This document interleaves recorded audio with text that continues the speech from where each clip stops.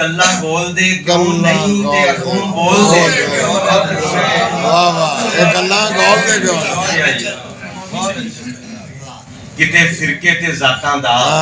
किते गद्दियां ते शाहियां दा जो सिर ते भार चक्या है इन्ने दा मार सट्टा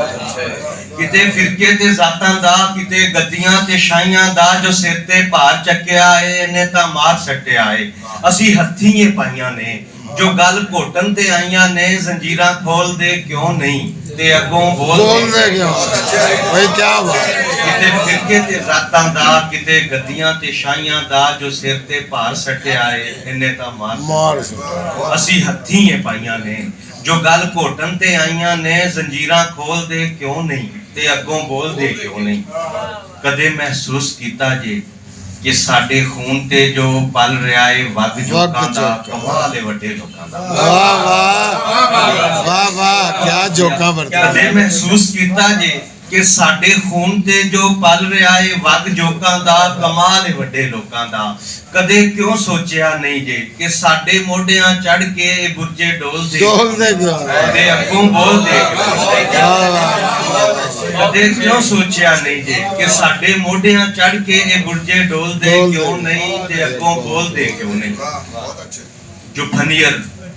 झोलियां पा के ते लहू दे दे के पाले सन वो जहरी किरलियां बन गए गले विच हड्डियां बन गए बहुत अच्छे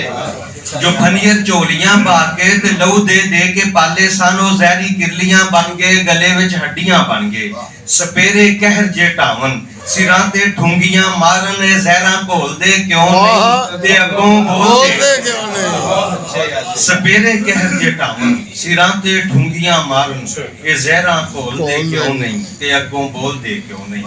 कोई के जी पान पै गई है असां दी हड्डियां अंदर असी हिलन तो रह गए हां ते जो शाह जुल्म सह गया के जी पान पै गई है असां दी हड्डियां अंदर असी हिलन तो रह गए हां ते जो शाह जुल्म सह गए हां ये चुप्पा तोड़ दे क्यों नहीं जे पत्थर पीते हो लोगों के अगों बोल दे क्यों नहीं ते अगों बोल दे क्यों नहीं ये चुप्पा तोड़ दे क्यों नहीं जे पत्थर पीते हो लोगों के अगों बोल दे क्यों नहीं ते अगों बोल दे क्यों नहीं जो हाथ गलमे तक आ गए ने उन्हां नूं ढक दे क्यों नहीं लहू ए खोल दे क्यों नहीं ते अगों बोल दे क्यों नहीं बेहिम्मती वालियां लोइयां च मोया वांग सुते जे ए अखां खोल दे क्यों नहीं ते अगों बोल दे क्या बात